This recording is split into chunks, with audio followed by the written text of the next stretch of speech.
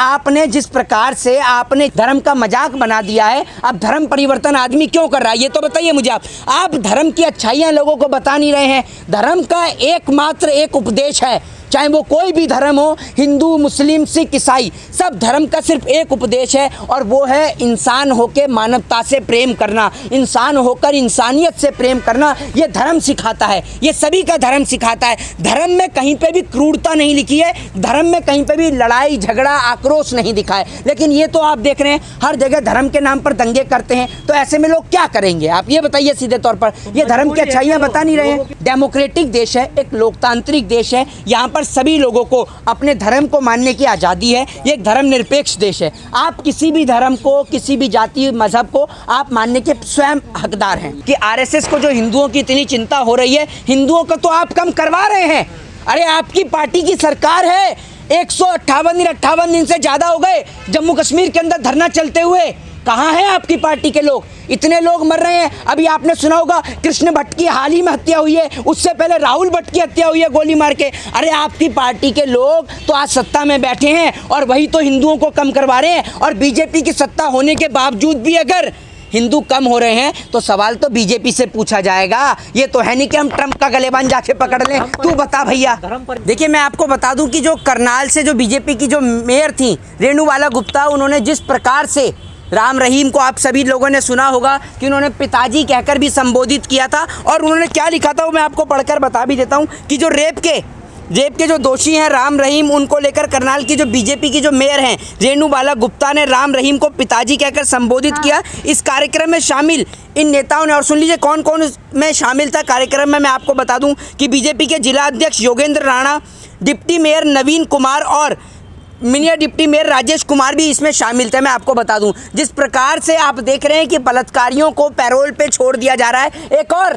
तो देश के प्रधानमंत्री जी कहते हैं कि बेटी बचाओ बेटी पढ़ाओ, और वो भी ठीक से नहीं बोल पाते हैं। जब देश के प्रधानमंत्री लाल किले से खड़े होकर देश की आज़ादी का अमृत महोत्सव मना रहे होते हैं, उस वक्त एक और आपने देखा कि 11 बलात्कारियों को छोड़ा जाता है। ठीक है, उसके बाद अब आपने देखा कि बलात्कारी जो है जिस प्रकार से उस पर बलात्कार का दोष भी साबित है राम रहीम, उसको 40 दिन के लिए पैरोल पर छोड़ा जाता है। क्योंकि जब उनका सत्संग और कार्यक्रम होता था तो उसके अंदर बीजेपी के लोग भी शामिल होते थे। बीजेपी के नेता तो बलात्कारियों को पिताजी कहकर संबोधित करते हैं, क्योंकि इस देश में ज़्यादातर अपराधी, चाहे वो बलात्कारी हो, चाहे बच्चा चोर हो, चाहे फिर वो तमाम अवैध काम करने वाले लोग हों, सबका संबंध भारतीय जनता पार्टी से ही होता है। ये बात मैं आपको सीधे तौर पर बता दूं। आपको एक घटना याद होगी अभी हाल ही में उत्तराखंड की, जिसके अंदर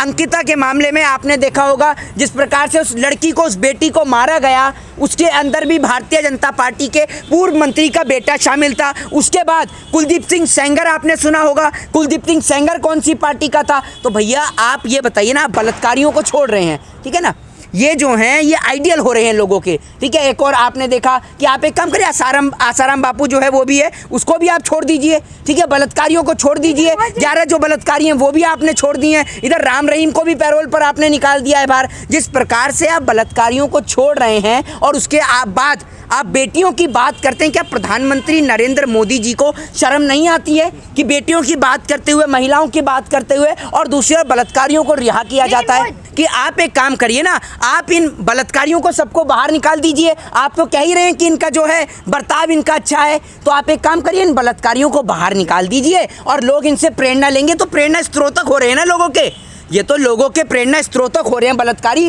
भाजपा वाले तो उनको पिताजी कह रहे हैं।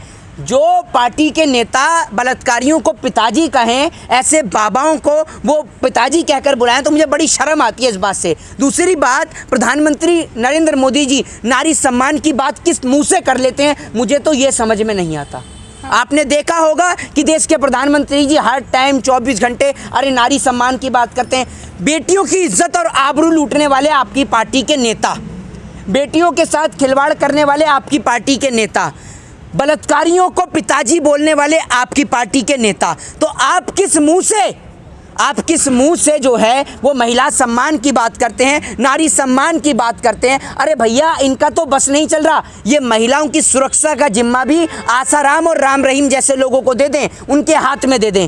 आपको एक बात सीधे तौर पे बताऊं कि आज कहीं से कहीं तक आपको, कश्मीर से कन्याकुमारी तक आपको महिला सुरक्षित नजर आती है? बताइए, आपको पूरे देश में अगर आपको लगता हो कि महिला सुरक्षित है, बताइए। कहते तो है बीजेपी वाले यूपी में सबसे ज्यादा सुरक्षित है महिलाएं। अरे भैया, यूपी में अगर महिलाएं सुरक्षित हैं तो आपने देखा होगा हाल ही में अभी लखनऊ के अंदर एक छात्र के साथ में बलात्कार हुआ है। क्या आपको एक महिला होते हुए इस बात की जरा भी शर्म और अफसोस नहीं?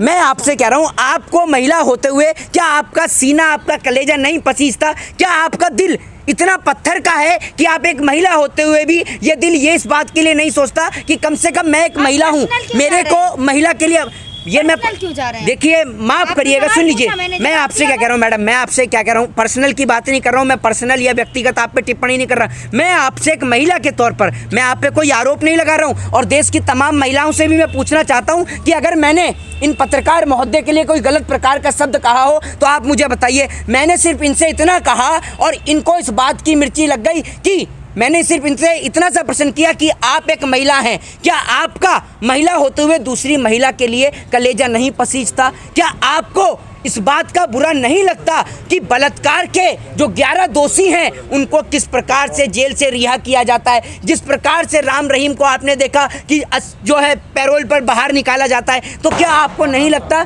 कि हम सिर्फ महिला सुरक्षा की बात ही करते हैं, नारी शक्ति की बात ही करते हैं, हम किसी भी चीज़ पर इम्प्लीमेंट नहीं करते हैं, किसी भी कार्य पे कोई भी इम्प्लीमेंट नहीं करते हैं? देखिए, वो महिलाएं मंत्री कहाँ से बोलेंगी? अरे उन महिला मंत्री जब बोलती हैं जब बात उनकी बेटियों की आती है, ठीक है ना। वित्त मंत्री जी सब्जी अगर खरीदने जाएंगी बाजार में तो 1000 फोटो अगले दिन सोशल मीडिया पे नजर आ जाएंगी, ठीक है ना।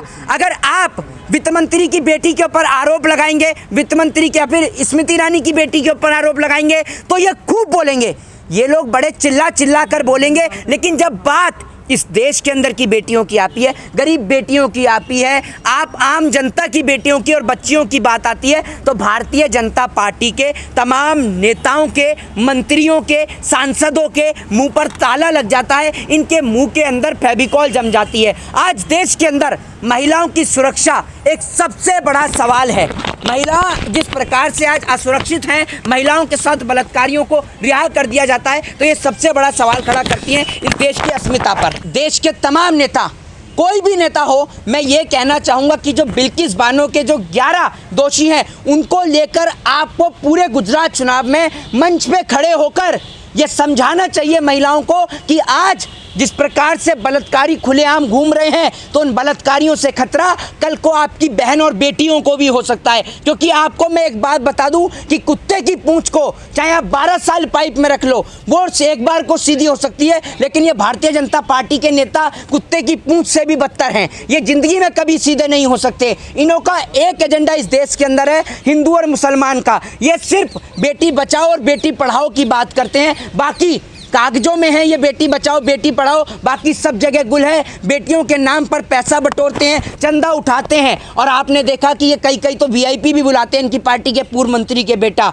और आपने देखा भी होगा जिस प्रकार से जगह जगह अपराधी आज खुलेआम घूम रहे हैं। हरियाणा की बहन बेटियों को भी खतरा है, क्योंकि राम रहीम जैसे अपराधी आज खुलेआम सड़कों पर घूम रहे हैं, भले ही पैरोल पर घूम रहे हैं, लेकिन खतरा तो है देश की बहन बेटियों को। आज जिस प्रकार से बिल्किस बानो के 11 अपराधी सड़क पर घूम रहे हैं, हाथरस के अंदर एक बेटी के साथ बलात्कार हुआ, उसका कुछ पता ही नहीं चलता, तो ये वाकई में देश के लोकतंत्र पे, देश के संविधान पे, देश की जुडिशरी पे एक बड़ा सवाल खड़ा करता है।